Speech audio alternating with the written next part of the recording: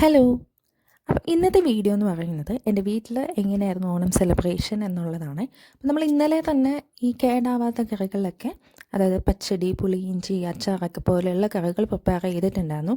പിന്നെ ഞങ്ങൾ പിള്ളേര് കൂടിയിട്ട് ചെറുതായിട്ടൊരു ഓണപ്പൂക്കളം വീട്ടിൽ അവൈലബിൾ ആയിട്ടുള്ള ഫ്ലവേഴ്സ് വെച്ചിട്ട് ഇട്ടിട്ടുണ്ടായിരുന്നു കേട്ടോ. ഇത് ഞാൻ പായസം ടേസ്റ്റ് ചെയ്ത് നോക്കുന്നതാണ്. പിന്നെ പൂക്കളിടാൻ ഞങ്ങളുടെ കൂടെ മിയക്കുട്ടിയും ഉണ്ടായിരുന്നു. ചുമ്മാ. അപ്പം പായസം ഞാൻ ടേസ്റ്റ് ചെയ്ത് നോക്കിയതാണ് കേട്ടോ. ഉണ്ടാക്കിയത് അമ്മയാണ്. അപ്പം അമ്മയുടെ കൂടെ കറികളൊക്കെ ഉണ്ടാക്കാനായിട്ട് 2-3 കറീൻ്റെയൊക്കെ ഞാനും ഉണ്ടായിരുന്നു, ഹെൽപ്പ് ചെയ്തിട്ടുണ്ടായിരുന്നു. പിന്നെ നമ്മൾ ഉച്ചയ്ക്ക് സദ്യേൻ്റെ ടൈം ആയപ്പോഴത്തേക്കും വാഴയിലയിൽ തന്നെയാണ് സദ്യ. എല്ലാ വർഷവും നമുക്ക് സദ്യക്കൊരു 20-ന് മേലെ കറികളുണ്ടായിരിക്കും, സൈഡ് ഡിഷസ് ഉണ്ടായിരിക്കും. പക്ഷേ ഇപ്രാവശ്യം ഒരു 13-14 കറികളെ ഉണ്ടായിരുന്നുള്ളൂ. നമ്മൾ ഞാൻ പൊതുവേ ചോറ് അധികം അങ്ങനെ കഴിക്കുന്ന ഒരാളല്ല.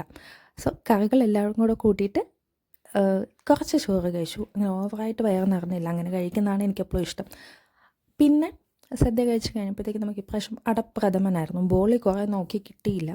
സോ അടപ്രഥമനും പപ്പടവും പഴവും കൂടി ഇട്ട് അടിപൊളി സദ്യയായിരുന്നു കേട്ടോ. അപ്പം എപ്പോഴും വീട്ടിലുണ്ടാക്കുന്ന സദ്യ അടിപൊളിയാണ്. യാ, അപ്പോൾ ഇത്ര ഉണ്ടായിരുന്നു നമ്മുടെ ഓണം സെലിബ്രേഷൻ. പിന്നെ നമ്മൾ കുറച്ച് ഫോട്ടോസ് കാര്യങ്ങളൊക്കെ എടുത്തു. യാ, അപ്പോൾ നമ്മുടെ ഓണം സെലിബ്രേഷൻ വീഡിയോ ഇഷ്ടമായിട്ടുണ്ടെങ്കിൽ ലൈക്ക് ചെയ്യുക, ഷെയർ ചെയ്യുക, സബ്സ്ക്രൈബ് ചെയ്യുക കേട്ടോ. കൂടുതൽ വീഡിയോസായിട്ട് ഞാൻ വരാം. ഇടയ്ക്കൊന്ന് സ്റ്റക്കായിപ്പോയി. സോ കുറേ നാളായി വോയിസ് ഓവർ ചെയ്തിട്ട് അതിൻ്റേതായിട്ടുള്ള മിസ്റ്റേക്സ് ഉണ്ട് കേട്ടോ. യാ, ബൈ.